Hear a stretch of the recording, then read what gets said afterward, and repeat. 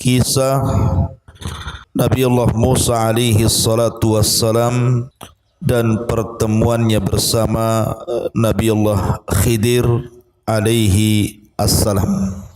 Kisah Musa dengan Khidir. Sebelum saya kisahkan kisah Nabi Musa dengan Khidir yang saya ambil dari surah Al-Kahfi, maka saya ingin jelaskan dulu siapa Khidir supaya nyambung kisahnya. Khidir alaihi salatu wassalam diperselisihkan para ulama apakah dia seorang nabi ataukah seorang wali ataukah seorang rasul. Kenapa diperselisihkan oleh para ulama tentang kenabiannya? Karena Al-Quranul Karim tidak secara jelas menyebutkan bahwa Khidir itu seorang nabi. Begitu juga hadis-hadis Nabi sallallahu alaihi wasallam. Sebab kalau seandainya Al-Quran dan Sunnah Nabi sallallahu alaihi wasallam menyebutkan Khidir adalah satu di antara nabi-nabi yang ma'ruf seperti 25 nabi dan rasul, tentu meragukan kenabian Khidir bisa kufur. Tetapi karena tidak ada nas yang sharih yang jelas dalam Al-Quran atau Sunnah Nabi sallallahu alaihi wasallam, dari sini terjadi perselisihan para ulama. Apakah dia seorang nabi, seorang rasul, ataukah hanya sekedar wali dari wali-wali Allah? Yang mengatakan bahawa Khidir seorang nabi, tentu seorang nabi memiliki mukjizat. Disebutkan di dalam Sahihain atau dalam Sahih Bukhari dari Abu Hurairah radhiyallahu an, "Innama sumiya al-Khadir li'annahu jalasa ala farwatin bayda fa idza hiya tahtazzu min khalfihi hadrah." Jadi Khidir ini atau Khadir ini, kalau dia lewat di sebuah tempat yang gersang, tempat yang tidak ada tumbuhan, gersang, kemudian Khadir lewat di situ, kemudian duduk di situ, hanya sekedar duduk di situ, maka bumi itu menjadi hijau. Karena Khadir itu memiliki mukjizat, maka disebut Khadir, menjadi hijau semuanya, menjadi tumbuhan yang tidak tumbuh itu menjadi tumbuh, makanya disebut Khadir. Bagi yang mengatakan bahwa Khadir adalah seorang nabi, berarti ini mukjizat. Mukjizat bagi Khadir bisa menghijaukan tempat yang gersang. Tapi bagi yang mengatakan dia bukan nabi tetapi dia wali, maka boleh jadi itu sebuah karamah. Karena keanehan di dunia ini berapa? Ada 3. Ada yang disebut dengan mukjizat, dan itu khusus para nabi dan rasul. Yang kedua, ada yang disebut dengan karamah, dan itu hanya dimiliki para wali-wali Allah. Dan yang ketiga, ada yang disebut dengan sihir, dan itu dimiliki para bomo, dukun, paranormal dan yang semisalnya. Inilah keanehan di dunia. Kalau tidak mukjizat, karamah. Kalau tidak karamah, sihir. Bagi yang mengatakan Khidir adalah nabi, berarti menghijaukan tempat gersang, mukjizat. Bagi yang mengatakan dia adalah wali, berarti itu sebuah karamah. Ada juga yang mengatakan bahwa ketika Nabi Musa alaihi salatu wassalam mendatangi Khidir, kemudian Nabi Musa mendapatkan banyak pelajaran dari Khidir.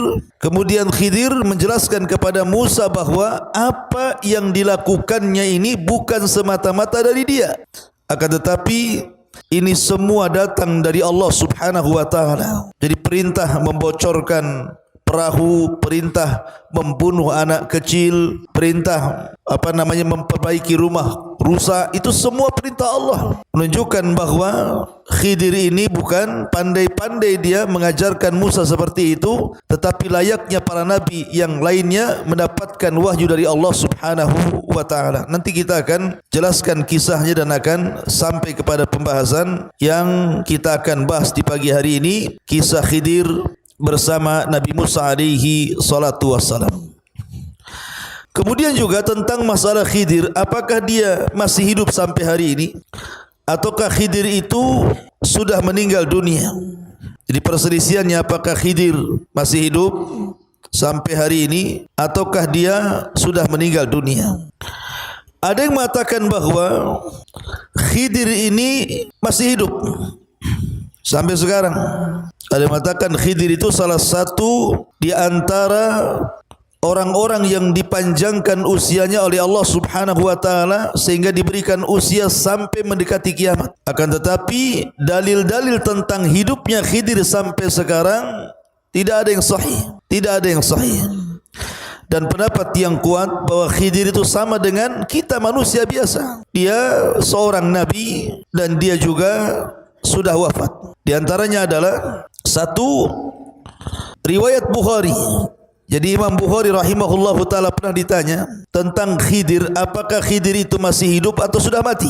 Maka Imam Bukhari rahimahullahu taala menukilkan sebuah sabda Nabi sallallahu alaihi wasallam, la yabqa ala ra'si mi'ati sanatin mimman huwal yawma ala dhahril ardi ahadun. Kata Nabi SAW, tidak mungkin seseorang itu hidup di atas 100 tahun sampai hari ini kecuali dia mati. Kemudian juga sebagian para ulama berdalil dengan surah Al-Anbiya ayat 34. Wa ma ja'alna li basyarin min qablikal khulda afa imitta fahumul khalidun. Dan tidaklah kami jadikan untuk manusia sebelum wahai Muhammad kekal. Artinya tidak ada umat sebelum Nabi SAW kecuali mati. Kami tidak menjadikan manusia sebelummu itu kekal wahai Muhammad. Fa imitta fahumul khalidun. Jika engkau mati kemudian mereka kekal, tidak ada. Semua sudah mati. Dari sini menunjukkan, kata Abul Farraj Ibnul Jauzi rahimahullahu taala, menunjukkan bahawa Khidir itu sudah meninggal dunia. Kemudian juga Syekhul Islam Ibn Taimiyah rahimahullahu taala, Syekhul Islam Ibn Taimiyah rahimahullahu taala mengatakan, "Lau kana al-Khadiru hayyan la wajaba alaihi an ya'tiya an-nabiy sallallahu alaihi wasallam wa yujahidu baina yadayhi wa yata'allamu minhu. Wa qad kana an-nabiy sallallahu alaihi wasallam yawma badrin qala, Allahumma in tahlik hadhihi al-isabah la tu'bad fil ardi abada." Kata Syekhul Islam Ibn Taimiyah rahimahullahu taala, kalau seandainya Nabi Khidir itu hidup sampai hari ini, maka Khidir wajib mendatangi Nabi SAW, berjihad bersama Rasul, belajar kepada Rasul SAW, karena Rasul pernah mengalami kesulitan di perang Badar. Ketika Nabi SAW keesokan harinya mau perang Badar, dia takut kekalahan. Makanya Rasul berdoa, ya Allah, kalau kau hancurkan kelompok yang sedikit ini, yang jumlahnya hanya 314 orang itu, engkau tidak akan ada yang menyembah lagi. Kata Syekhul Islam Ibn Taimiyah rahimahullahu taala, dia mengatakan, kalau seandainya Khidir hidup, kenapa tidak hadir di perang Badar? Kenapa tidak hadir? Masa membiarkan Nabi SAW kemudian harus berjihad sendirian, padahal ada Khidir gitu ya. Dari sini menunjukkan bahawa Khidir sudah meninggal dunia dan tidak ada cerita Khidir masih hidup. Dan kalaulah kita katakan Khidir masih hidup, anggaplah Khidir masih hidup, maka tidak ada keleluasaan bagi Khidir kecuali harus mengikuti Nabi SAW. Makanya Rasul mengatakan, wallahi law kana Musa hayyan ma wasi'ahu illa an yattabi'ani. Kalau seandainya Musa, nabi yang lebih afdal daripada Khidir itu hidup, tentu tidak ada keleluasaan Musa kecuali dia harus mengikuti diriku. Hadis ini dikeluarkan Imam Ahmad dalam musnadnya.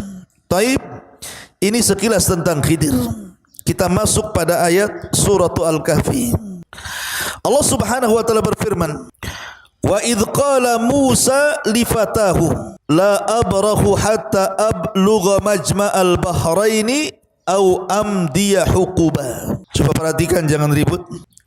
Dan ingatlah ketika Musa berkata kepada pembantunya. Siapa pembantunya di sini maksudnya? Maksudnya Nabiullah Yusa ibn Nun. Jadi Nabi Musa alaihi salatu wassalam berdua bersama siapa? Yusa ibn Nun. Sama dengan Nabi SAW ketika berdakwah dari Mekah ke Taif berdua bersama siapa? Zaid ibnul Harithah. Maka begitu juga Musa alaihi salatu wassalam ditemani oleh pembantunya namanya Yusa ibn Nun. Lah Yusa ibn Nun ini yang kelak akan meneruskan perjuangan Nabi Musa. Jadi ketika Nabi Musa alaihi salatu wassalam meninggal dunia di bumi linglung atau Ardut Tih itu, maka yang meneruskan perjuangan Musa itu adalah pembantunya Yusa ibn Nun yang memimpin jihad, yang kemudian mengambil Baitul Maqdis dan menempatkan Bani Israel di situ. Dan dia diberikan mukjizat mampu menahan matahari untuk tidak tenggelam saat perang. Itulah Yusa ibn Nun. Dan ingatlah ketika Musa berkata kepada pembantunya Yusa ibn Nun, aku tidak akan berhenti berjalan sebelum sampai ke pertemuan dua lautan, atau aku akan berjalan terus sampai bertahun-tahun. Disebutkan dalam riwayat ikhwan dari Abdullah ibn Abbas radhiyallahu anhuma, dari Ubay ibn Ka'ab. Dan Ubay ibn Ka'ab ini satu di antara 4 sahabat yang direkomendasikan Nabi SAW untuk diambil Al-Quran darinya. Kata Rasul, khudul Quran min 4. Ambillah Al-Quran dari 4 sahabat. Salah satunya adalah Ubay ibn Ka'ab. Jadi Ubay ibn Ka'ab ini menceritakan tentang kisah Nabi Musa alaihi salatu wassalam yang ia dengar dari Nabi sallallahu alaihi wasallam. Jadi suatu ketika kata Nabi sallallahu alaihi wasallam, Musa itu pernah berkhutbah di hadapan Bani Israel. Setelah berkhutbah, tiba-tiba berdiri seorang laki-laki dan mengatakan, ya Musa, ya Nabi Allah, apakah ada orang yang lebih berilmu dibandingkan dirimu? Apakah di sana ada orang yang lebih berilmu dibandingkan dirimu? Manusiawi, Musa itu bukan malaikat. Dia pun kemudian muncul sifat kemanusiaannya dan mengatakan tidak ada orang yang lebih alim dibandingkan diriku. Dan dia lupa mengucapkan insya Allah. Lupa mengucapkan insya Allah. Harusnya insya Allah tidak ada kan gitu ya, kecuali aku gitu. Tapi Musa alaihi salatu wassalam menasabkan kepada dirinya seolah-olah ada kesombongan di sini. Ma'asyiral muslimin yang dimuliakan Allah Azza wa Jalla. Ataupun Musa alaihi salatu wassalam lupa untuk menasabkan ilmu kepada Allah Azza wa Jalla. Makanya dari sini kemudian Allah Subhanahu wa taala memberikan pelajaran kepada Musa alaihi salatu wassalam seolah-olah Allah ingin katakan, "Hei Musa, jangan berkata seperti itu. Karena di sana ada orang yang memiliki ilmu yang engkau tidak punya." Maksudnya diisyaratkan kepada Nabi Allah Khidir alaihi salatu wassalam. Maka sebagai bentuk hukumannya, karena engkau sudah mengatakan seperti itu, maka engkau harus rihlah untuk talabul ilmi, cari orang namanya Khidir dan tempatnya di antara pertemuan dua lautan. Subhanallah. Suruh nyari alamat tak jelas. Sekarang kan enak tuh pakai Google Map, ya kan? Kalau ini kan enggak jelas alamatnya, pokoknya ada pertemuan dua lautan, kau di situ akan dapatkan Khidir. Enggak jelas RT-nya berapa, RW-nya berapa, kelurahan berapa, kecamatan mana, enggak jelas. Ya. Pokoknya pertemuan dua lautan, carilah pertemuan dua lautan itu, kau akan dapat Khidir di situ katanya. Subhanallah ikhwan. Ini rihlah perjalanan yang enggak jelas alamatnya. Makanya Musa alaihi salatu wassalam dia mengatakan dalam surah Al-Kahfi ini, au amdiya hukuba, atau aku akan berjalan terus bertahun-tahun sampai berjumpa dengan Khidir itu. Ini namanya azam yang kuat bagi talabul ilmi. Dan begitulah para ulama mengajarkan kepada kita adanya rihlah, adanya safar untuk talabul ilmi, sebagaimana Jabir bin Abdullah radhiyallahu an harus safar dari Madinah menuju Syam menemui Abdullah ibn Unais hanya ingin mendapatkan satu buah hadis Nabi sallallahu alaihi wasallam. Begitulah para ulama dulu ketika mencari ilmu. Maka Musa mengajarkan kepada kita untuk rihlah li talabul ilmi. Dan Nabi SAW bersabda, "Man salaka tariqan yaltamisu fihi ilma, sahhalallahu bihi tariqan ilal jannah." Barang siapa yang berjalan mencari ilmu agama, maka Allah permudah langkahnya menuju surga. Kemudian Allah mengatakan, "Falamma balagha majma'a bainihima nasiya hutahuma fattakhadha sabilahu fil bahri saraba." Maka ketika mereka sampai ke pertemuan dua lautan itu, mereka lupa ikannya. Lalu ikan itu melompat mengambil jalannya menuju lautan. Begini ikhwan, ketika Allah Subhanahu wa taala memerintahkan Musa untuk mencari Khidir, kemudian alamatnya hanya di pertemuan dua lautan itu. Allah hanya memberikan alamat dengan cara apa? Bawalah ikan, karena bagaimanapun Bani Israel itu kan pernah tinggal di Mesir, dan orang Mesir itu suka menjala ikan. Mereka para nelayan, sehingga kemudian mereka terbiasa makan ikan. Lah ikan yang dimaksud di sini artinya ikan yang diasinkan. Jadi ikan yang sudah meninggal, sudah mati, diasinkan, kemudian dijadikan bekal. Allah mengatakan kepada Musa, nanti kalau engkau sudah sampai di pertemuan dua lautan, ikan itu akan hidup, kemudian loncat di situ, kemudian akan memberikan petunjuk jalan di mana Khidir ada. Itu tandanya.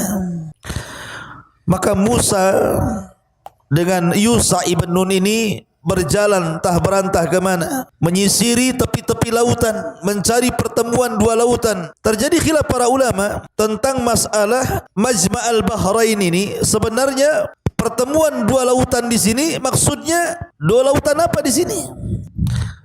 Ada yang mengatakan bahwa yang dimaksud dua lautan di sini artinya adalah Bahrul Faris wa Bahrul Rum.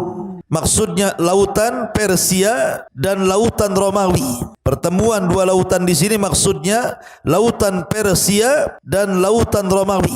Ini sebagaimana yang disebutkan oleh Imam As-Suyuti rahimahullahu taala dari Qatadah, bahwa yang dimaksud Majma'al Bahrain ini adalah Bahru Farisin wa Rum. Pertemuan dua lautan, lautan Persia dan lautan Romawi. Dan dua-duanya adalah disebut dengan dua pertemuan lautan. Ada juga yang mengatakan maksudnya Majma'al Bahrain ini di mana maksudnya di Afrika sana. Jadi Musa itu berjalan, bayangkan, berjalan begitu jauh sampai ke Afrika, baru berjumpa pertemuan dua lautan. Dan ini sebagaimana dikatakan oleh Ubay ibn Ka'ab radhiyallahu anhu.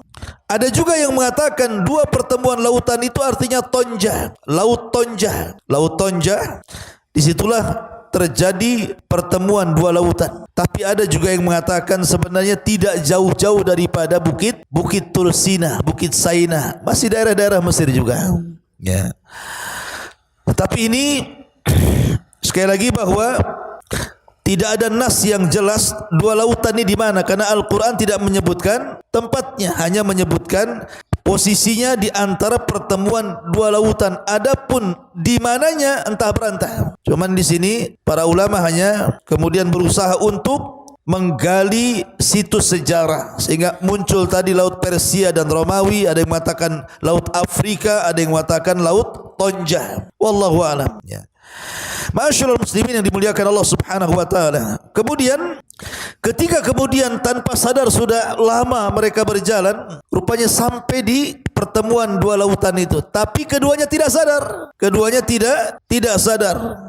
Makanya Allah mengatakan falamma jawaza qala li fatahu atina ghada'ana laqad laqina min safarina hadza nasaba.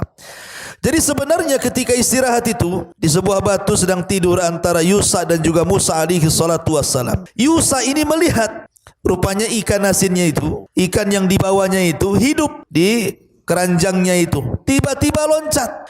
Ketika dia loncat ke air, kemudian ikan ini tiba-tiba berjalan. Yusha ini mengikuti ikan itu dari belakang. Ini ikan mau kemana ini? Dan Yusha terngiang dengan perkataan Musa bahwa kalau ikan itu hidup kemudian nyemplung ke air, berarti di situ tempatnya. Tetapi Yusha ibn Nun lupa ketika Musa sudah terbangun, lupa mau nyampaikan. Malah kemudian berjalan lagi menjauhi tempat itu, padahal sudah benar tempatnya itu. Akhirnya ketika sudah jauh dari tempat yang dituju, Allah Subhanahu wa taala berfirman, maka ketika mereka telah melewati tempat itu, Musa berkata kepada pembantunya, bawakan kemari makanan kita, sungguh kita telah merasa letih karena perjalanan kita ini. Manusiawi, Musa bukan malaikat, dia perlu makan, perlu minum, lapar karena sudah berjalan jauh.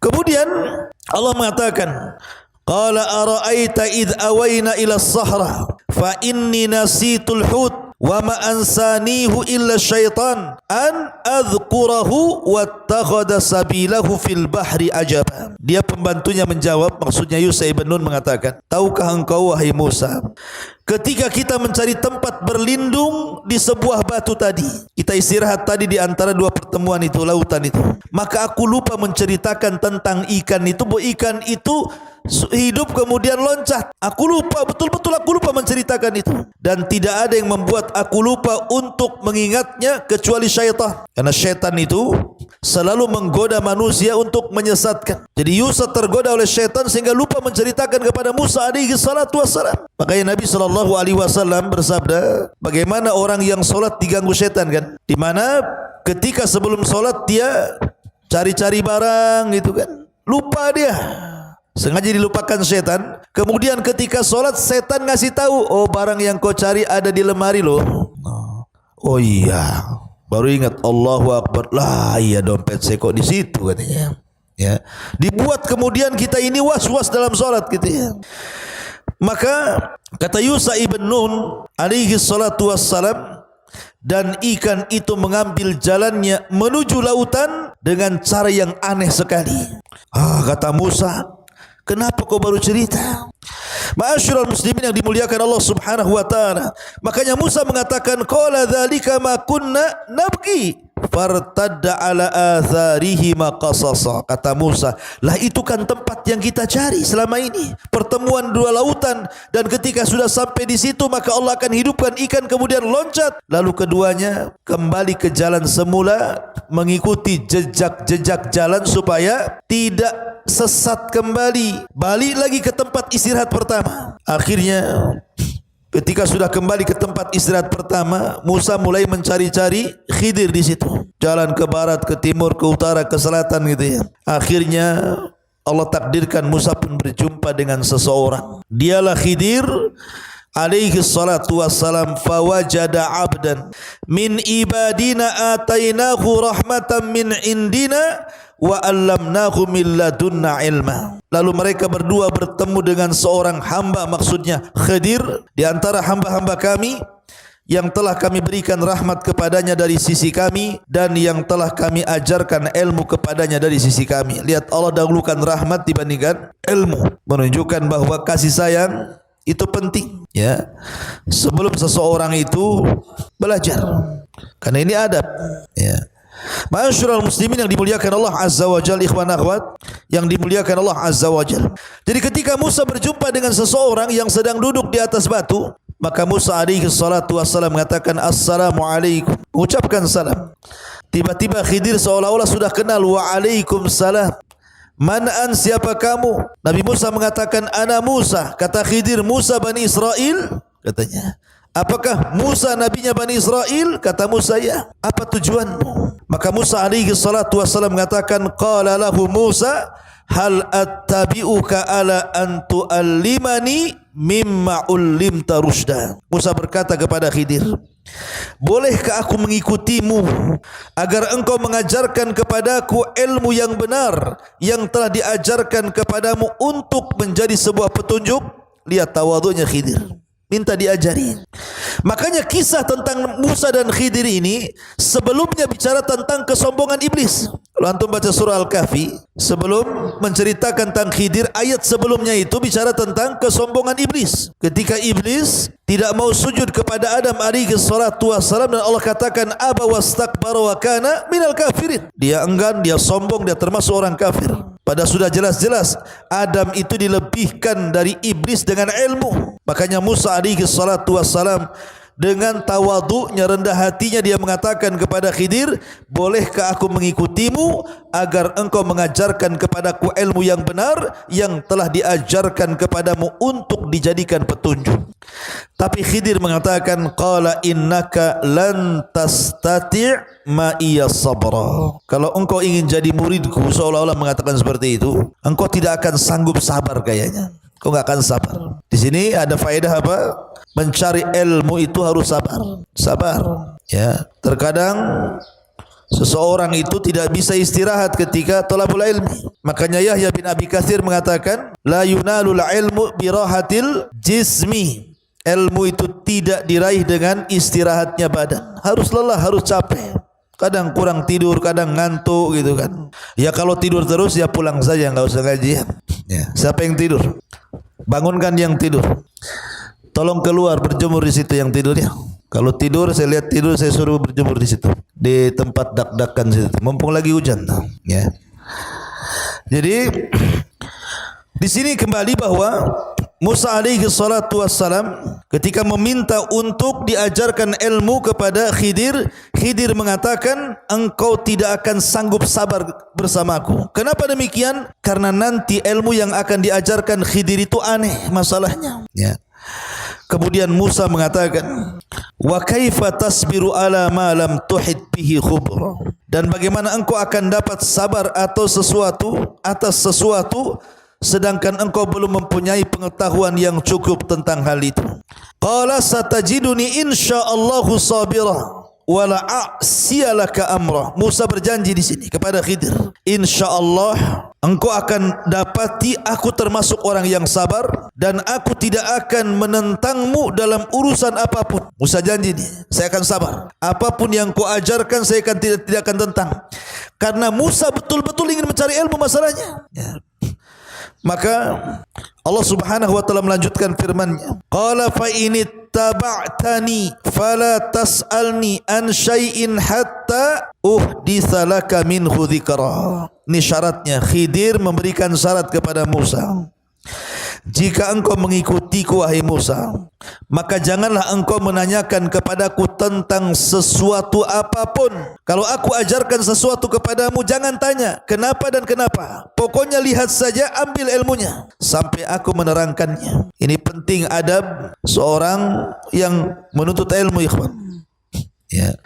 Ma'asyiral muslimin yang dimuliakan Allah Azza wa Jalla.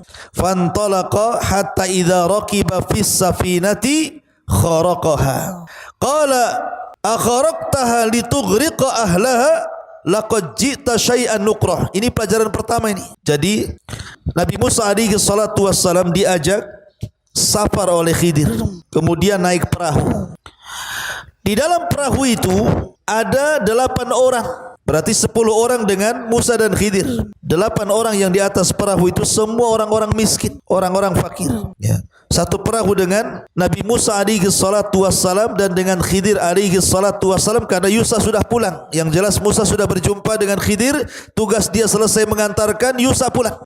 Dan ingat ikhwan, sebenarnya secara keutamaan Musa itu jauh lebih utama dibandingkan Khidir. Kenapa? Karena Musa seorang nabi, Musa seorang rasul, Musa kalimullah, dan dia adalah nabi dari nabi-nabi yang masyhur dari Nabi Bani Israel. Adapun Khidir diperselisihkan kenabiannya, apalagi kerasulannya, dan dia bukan kalimullah. Ya. Tetapi walaupun demikian, mencari ilmu itu tak pandang bulu, mau kepada orang yang di atas kita, mau kepada orang yang di bawah kita, atau mau kepada orang yang setara dengan kita. Maka Musa alaihi salatu wassalam beriktikad untuk belajar kepada Khidir, mencari manfaat dunia dan akhirat. Lah, pelajaran yang pertama, ketika Musa dengan Khidir itu masuk ke dalam perahu ini kan berjalan sampai ke tujuannya. Di dalamnya banyak orang-orang fuqara wal masakin, termasuk yang punya perahu juga fakir. Tiba-tiba setelah perahu itu nyandar, sudah sampai di tujuan, Musa pula ambil martil. Tahu martil? Martil itu palu untuk mentung yang ngantuk biasanya. Ya. Jadi tahu-tahu martil ini dipukulkan ke perahu itu, bolong perahu itu. Namanya perahu bolong, keluar air dalam perahu itu, naik air itu, Akhirnya orang-orang pun langsung turun, tenggelamlah perahu itu. Bayangkan secara logika, ketika keduanya naik perahu, sudah digratiskan yang punya perahu, diantarkan ke tujuannya, sampai di tujuannya dirusak pula perahunya. Ini ilmu apa ini? Ya. Lah Nabi Musa alaihi salatu wassalam ini disebutkan dalam Al-Quran, maka berjalanlah keduanya, Musa dengan Khadir, sehingga ketika keduanya menaiki perahu, lalu dia melubanginya. Dia pun Musa berkata, mengapa engkau melubangi perahu itu? Apakah untuk menenggelamkan penumpangnya? Sungguh engkau telah berbuat sesuatu kesalahan besar.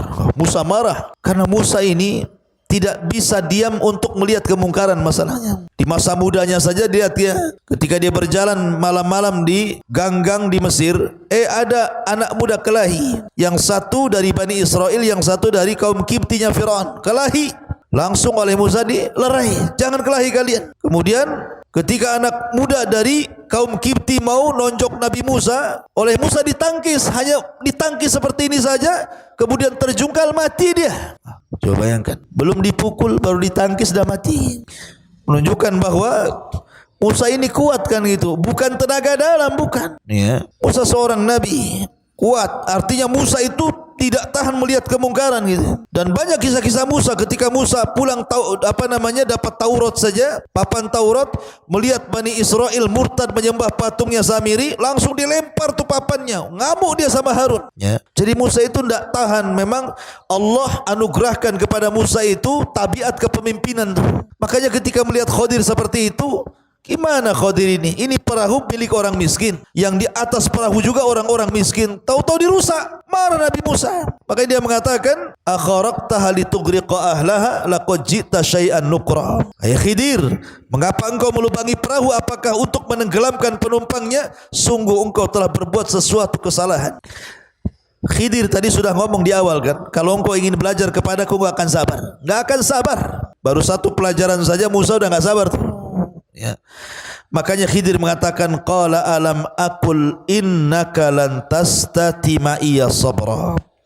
Bukankah sudah kukatakan, ini baru satu ilmu nih, bahwa engkau tidak akan mampu sabar bersamaku.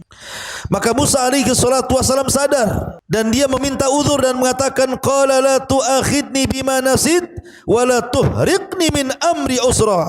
Musa pun berkata, janganlah engkau menghukum aku karena kelupaanku, dan janganlah engkau membebani aku dengan sesuatu kesulitan dalam urusanku. Afwan mungkin bahasa kitanya, lupa saya tadi. Harusnya saya diam, ngomong pula saya gitu ya. Kemudian pelajaran yang kedua, fantalaqa hatta idza laqiya ghulaman faqatalahu qala aqatalta nafsan zakiyatan bighairi nafsin laqad ji'ta syai'an nukra. Maka berjalanlah keduanya, Musa dan Khidir, hingga ketika keduanya berjumpa dengan seorang anak muda, maka dia membunuhnya. Maksudnya begini, ini kan turun dari perahu, selesai perahunya, kemudian jalan, ada anak-anak lagi main. Ada yang mengatakan bahwa anak yang dibunuh oleh Khidir itu usianya 13 tahun. Siapa 13 tahun di sini? Ada yang 13 tahun di sini? Berapa antum usianya? Berapa antum usianya? 15. Udah balik antum. Jadi usianya 13 tahun. Kan masih kecil tuh, masih SD tuh. Lagi main-main, mungkin kalau sekarang lagi main bola di lapangan itu. Cuman anak ini dikisahkan, anak ini tukang nyolong. Ya. Jadi kalau seandainya ada musafir yang membawa dagangan, kemudian istirahat di situ, kemudian tidur, terkadang kemudian anak ini menunggu pemilik barang itu tidur, diambilnya, dicolongnya barang itu, kemudian diberikan kepada orang tuanya. Jadi tukang nyolong anak ini. Dan apabila ketahuan gitu kan, maka orang tuanya membela bahwa anaknya tidak melakukan seperti itu demi melindungi anaknya. Rupanya anak ini semakin besar, semakin menyulitkan orang tuanya, semakin besar durhaka. Dan itu digambarkan kepada Khidir. Makanya kemudian ketika melihat ada anak-anak yang sedang bermain, Khidir pun mendekati satu di antara anak yang bermain itu, langsung kemudian digeret, dibawa, disembelih, dipotong kepala dari badannya. Musa melihat ini kaget, kenapa pula dia bunuh orang? disembelih lagi, dipatahkan lagi kepala dengan badannya. Makanya kemudian digambarkan di sini, maka berjalanlah keduanya hingga ketika keduanya berjumpa dengan seorang anak, maka Khidir pun membunuhnya. Musa mengatakan, mengapa engkau bunuh jiwa yang bersih? Bukan karena dia membunuh orang lain. Sungguh engkau telah melakukan sesuatu yang sangat mungkar, katanya. Lihat, ini pelajaran apa ini bunuh-bunuh orang ini? Pelajaran kok bunuh-bunuh orang? Makanya Musa emosi lagi. Ini enggak benar ini. Kau ini sudah buat mungkar nih. Tetapi Khidir mengatakan, qala alam aqul laka innaka lan tastati ma iya sabra. Bukankah sudah kukatakan, ini baru 2 pelajaran kau enggak sabar kan? Ya mau sabar gimana? Ini aneh ilmunya. Satu bolongi kapal, satu menggal orang, gitu. Gimana enggak sabar? Ya. Ini pelajaran apa ini? Coba kalau antum belajar sama saya, toto saya bocori kapal, kemudian saya nyembeli orang, ustaz apa ini, katanya. Cari pesantren lain aja lah kan begitu. Jadi akhirnya Khidir mengingatkan, sudah kukatakan kau tidak akan sabar. Maka Musa alaihi salatu wasalam, Khidir mengatakan, qala in sa'altuka an syai'in ba'daha fala tusahibni qad balagta min ladunni udra. Maka Musa pun mengatakan, jika aku bertanya kepadamu tentang sesuatu setelah ini, maka janganlah engkau bolehkan aku menyertaimu sehingga cukup pertemuanku sampai di sini dan engkau bersabar menerima alasan dariku. Maksudnya begini, kata Musa, ya sudahlah, ini terakhir. Kalau nanti aku tanya lagi, aku mengatakan apa lagi tentang dirimu, sudah, saya tidak akan ikut lagi dengan kamu. Tapi tolong ya, jangan sampai kemudian kau usir aku. Beri kesempatan lagi. Maka Khidir pun berikan kesempatan. Kemudian Khidir mengajarkan pelajaran yang ketiga. Fantalaqa hatta idza ataya ahla qaryatin istat'ama ahlaha fa'abau an yudayyifuhuma fawajada fiha jidaran yuridu an yanqad fa'aqama qala law syi'ta latakhadta alaihi ajra. Maka keduanya berjalan hingga ketika keduanya sampai kepada penduduk sebuah negeri. Mereka berdua meminta dijamu oleh penduduknya, tetapi mereka penduduk negeri itu tidak mau menjamu mereka. Kemudian keduanya mendapatkan dinding rumah yang hampir roboh, lalu dia menegakkannya. Musa pun berkata, jika engkau mau, niscaya engkau dapat meminta imbalan untuk itu. Maksudnya begini, ini kan Musa dengan Khidir ini kan berjalan terus, lelah, capek, akhirnya habis bekalnya. Karena habis bekal, perlu makan, perlu minum, manusia akhirnya datang ke sebuah desa, minta dijamu, minta makan, ya. Dan dibolehkan seseorang meminta-minta dalam kondisi safar. Walaupun dia kaya, umpamanya ada orang kaya, safar, dompetnya hilang, sehingga dia harus makan. Boleh orang ini meminta-minta, hanya sebatas kebutuhannya. Jadi ketika lapar masuk ke sebuah desa, rupanya satu desa itu bakhil. Namanya desa bakhil. Satu desa itu bakhil, medit, kikir. Ada ya satu desa kikir ya. Kemudian masuk ke desa lain, kikir lagi. Ini desa ini kikir semua nih. Ya. Akhirnya Musa dan Khidir pun keluar dari desa itu, mencari desa-desa yang lainnya lagi yang bisa atau tidak ada kebakhilan sehingga bisa menjamu keduanya. Rupanya di perbatasan desa ada rumah mau roboh. Rumah itu mau roboh sudah. Maka Musa diberhentikan oleh Khidir. Bentar. Malam ini kita harus memperbaiki rumah ini. Kata Musa, kenapa? Ini rumah mau roboh masalahnya. Akhirnya diperbaiki rumah itu sampai selesai, sampai cantik. Kata Musa, ya Khidir, kita ini lagi lapar. Harusnya kalau engkau ingin memperbaiki, ingin jadi tukang bangunan, cari orang yang jelas pemiliknya supaya dapat upahnya bisa untuk makan. Ini rumah kosong, enggak tahu siapa penghuninya, main benerin saja kan gitu ya. Maka ini kalau sudah, ini tanyakan 3 kali ya kan, sudah janji kalau sampai aku mempertanyakan sesuatu, sudahlah sampai di sini, kata Musa kan. Dia ada janji begitu masalahnya. Maka Khidir berkata, qala hadza firaq baini wa bainak sa'unabbi'uka bi ta'wili ma lam tasti alaihi sabra. Inilah perpisahan antara engkau dengan aku. Aku akan memberikan penjelasan kepadamu atas perbuatan yang kau tidak sabar melihatnya. Sebelum saya berpisah, saya akan jelaskan ya. Kenapa saya bolongi kapal? Kenapa saya bunuh anak? Kenapa kita memperbaiki bangunan yang mau roboh ini? Maka Khidir pun menjelaskan, pertama, kenapa membolongi kapal? Amma safinatu fakanat limiskin ya'maluna fil bahri fa'aradtu an a'ibaha wa kana wara'ahu malikun ya'khudhu kulla safinatin ghasba. Siapa yang ngantuk tuh? Antum tidur enggak?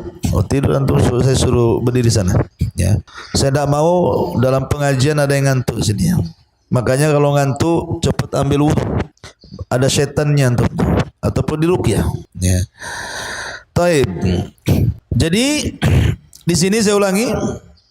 Adapun perahu itu adalah milik orang miskin yang bekerja di laut. Aku bermaksud merusaknya karena di hadapan mereka ada raja yang sangat zalim yang akan merampas setiap perahu yang bagus. Jadi kenapa Khidir membolongi perahu, ikhwan? Di situ itu ada raja zalim, penguasa zalim. Kalau melihat ada perahu bagus, pasti akan diambilnya, dikuasainya dan dimilikinya. Ya. Makanya oleh Nabi Musa alaihi salatu wasallam dirusak perahu itu.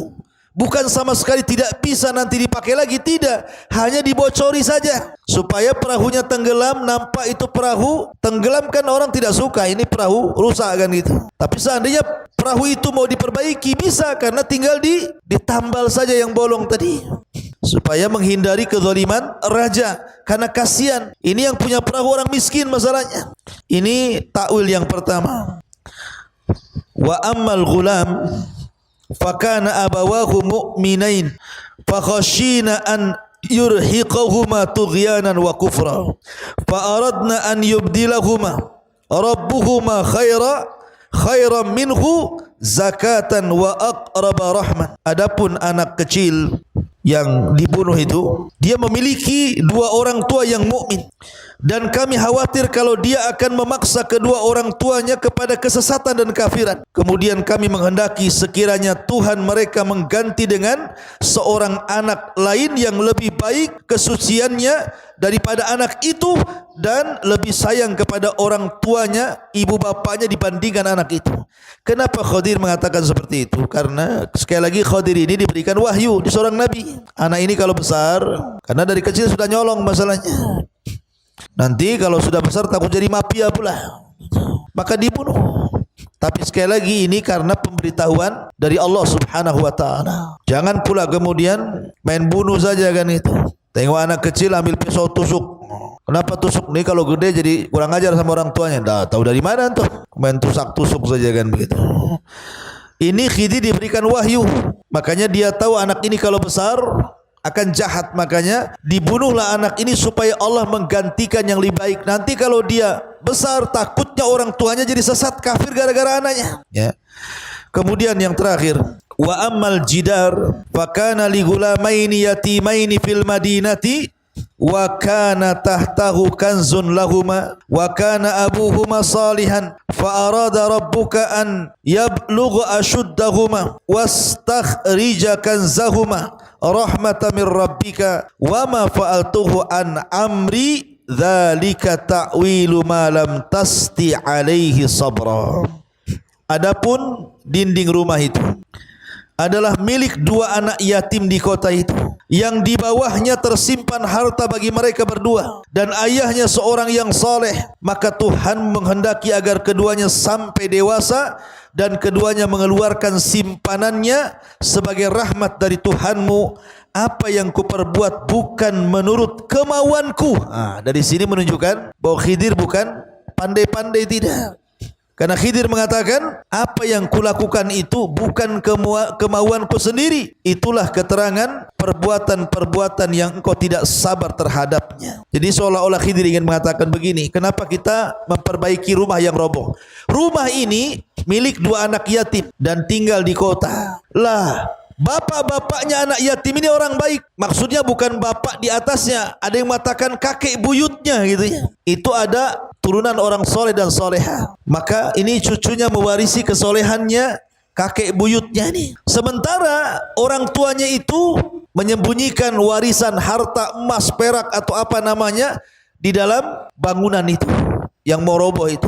Ini kalau sampai bangunan roboh, kemudian nampak kemudian ada emas, ada perak, padahal itu adalah harta warisan anak yatim itu, nampak sama orang desa yang bakhil, tentu akan diambilnya. Maka kita lindungi dengan cara kita perbaiki, kita tutupi supaya harta itu jangan diketahui orang. Ini harta punya anak yatim, dulu kakek-kakeknya orang soleh. Pentingnya antum apa? Mencari jodoh yang soleh. Dan akhwat juga mencari jodoh yang soleh, supaya kalau suami istri soleh dan soleha, nanti keturunannya walaupun kedua orang tuanya sudah meninggal dunia, maka anaknya akan dilindungi para malaikat. Lihat bagaimana di sini Allah melindungi dua anak yatim lewat Khidir alaihi salatu wassalam dalam perjalanan mencari ilmunya Musa alaihi salatu wassalam. Ini diantara cuplikan tentang kisah Khidir alaihi salatu wassalam di dalam Al-Quranul Karim, tepat pada surah Al-Kahfi. Ma'asyiral muslimin yang dimuliakan Allah subhanahu wa ta'ala, intinya bahwa pelajaran yang bisa kita petik dari kisah Musa alaihi salatu wassalam dan Khidir ini, pertama, pentingnya rihlah li talabil ilmi, pentingnya berjalan safar untuk menuntut ilmu. Makanya para ulama ketika membuat bab tentang rihlah li talabil ilmi, salah satu dalilnya adalah rihlahnya Musa kepada Khidir untuk talabul ilmi. Yang kedua, di sini kita diajarkan akhlak tawadhu. Walaupun Musa jauh lebih agung dibandingkan Khidir, maksudnya lebih alim, lebih saleh, pokoknya lebihlah dibandingkan Khidir, tetapi Musa alaihi salatu wassalam tawadhu, rendah diri. Tetap dia menghormati orang yang di bawahnya, belajar dan mengambil ilmu daripada Khidir alaihi salatu wassalam. Karena bagaimanapun pengetahuan yang Allah subhanahu wa ta'ala berikan kepada kita itu tidak lebih daripada seekor burung yang mengambil air di lautan, maka ilmu yang ada pada diri kita itulah air yang diminum oleh burung itu, sementara ilmu Allah itu lautannya. Dan itu juga ada dalam kisah Khidir dengan Musa ketika naik perahu, sebelum perahunya dibolongi itu, di tengah jalan Musa ini diperlihatkan oleh Khidir burung. Kata Khidir, kau lihat burung itu wahai Musa. Burung ini terbang di lautan, kemudian sesekali kemudian ke dalam lautan, kemudian mengambil air, kemudian terbang lagi ke atas. Kata Khidir kepada Musa, tidaklah ilmuku dan ilmumu melainkan seperti air yang diambil burung itu, diambil paruh burung itu. Sementara lautan ini ilmu Allah. Karena di dunia ini ada dua perkara kalau dicari enggak akan kenyang. Satu harta, satu ilmu. Harta makin dicari makin tomak, makin miskin, kayaknya kurang terus. Ilmu kalau dicari makin bodoh kita ini, rupanya banyak pengetahuan yang belum dipelajari. Makanya pentingnya mencari ilmu itu tulus zaman, lamanya waktu. Kata Imam Syafi'i rahimahullah ta'ala. Kemudian yang ketiga, di antara pelajaran dari kisah Khidir ini, ikhwatu fiddin yang dimuliakan Allah Azza wa Jalla, pentingnya sabar. Sabar di dalam menuntut ilmu, sabar di dalam mengamalkan ilmu, dan sabar di dalam mendakwahkan ilmu. Makanya sifat seorang talabul ilmi ada 4: ilmu, amal, dakwah, sabar. Ilmu, amal, dakwah, sabar. Dan itu tertuang dalam surah Al-Asr. Wal asri, demi masa, innal insana lafi khusrin, manusia itu dalam kondisi merugi. Illal ladzina amanu, kecuali orang-orang yang beriman, maksudnya berilmu. Setelah itu wa amilus solihat, beramal soleh. Setelah itu berdakwah, wa tawasaw bil haq. Setelah itu sabar, wa tawasaw bis sabr. Ya. Kemudian yang terakhir, faedah dari kisah perjalanan Nabi Musa alaihi salatu wassalam dan Khidir ini, ikhwatu fiddin dimuliakan Allah Azza wa Jalla, pentingnya seseorang mengucapkan insyaallah dalam setiap apa yang akan dilakukannya. Serahkan semua atas kehendak Allah. Karena Allah kalau seandainya kita berkehendak tetapi Allah tidak berkehendak, maka tidak mungkin terjadi. Tapi kalau seandainya Allah berkehendak walaupun kita tidak berkehendak, pasti terjadi. Maka siapapun yang mengucap insyaallah pasti wufik, akan diberikan taufik. Wallahu a'lam bishawab.